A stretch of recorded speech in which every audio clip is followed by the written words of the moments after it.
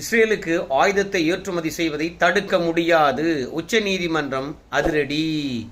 ஏற்கனவே காசாவில் இருக்கக்கூடிய மக்களை கொல்வதற்கு இந்திய அரசாங்கம் தான் ஆயுதம் தந்துக்கிட்டு இருக்குது அப்படின்ற ஒரு சர்ச்சை எழுந்திருக்கிற இந்த தருணத்தில் உச்ச நீதிமன்றத்தில் போயிட்டு ஒருத்தர் மனு தாக்கல் பண்ணியிருக்கிறாரு.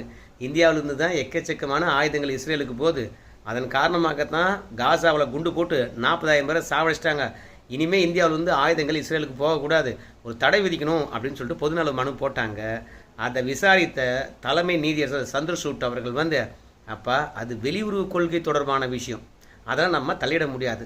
2 நாட்டுக்கு இடையில் போடப்பட்ட ஆயுத பரிமாற்ற ஒப்பந்தம், அந்த விஷயத்தில் நம்ம ஏதாவது தடை விதிச்சோம்னா அந்த ஒப்பந்தங்கள் பாதிப்படையும், வெளிநாட்டு கொள்கையும் பாதிப்படையும். அதனால் இதில் தலையிட முடியாது, ஆயுதங்கள் தருவதை தடுக்க முடியாது அப்படின்னு சொல்லி போட்டாங்க. ஆனால் இந்திய நிறுவனங்கள் தயாரித்த ஆயுதங்கள் தான் இஸ்ரேலில் அதிகமாக இருக்குதான். அதனால் பல பேர் கதறாங்க. என்ன நடக்கும்னு தெரியாது.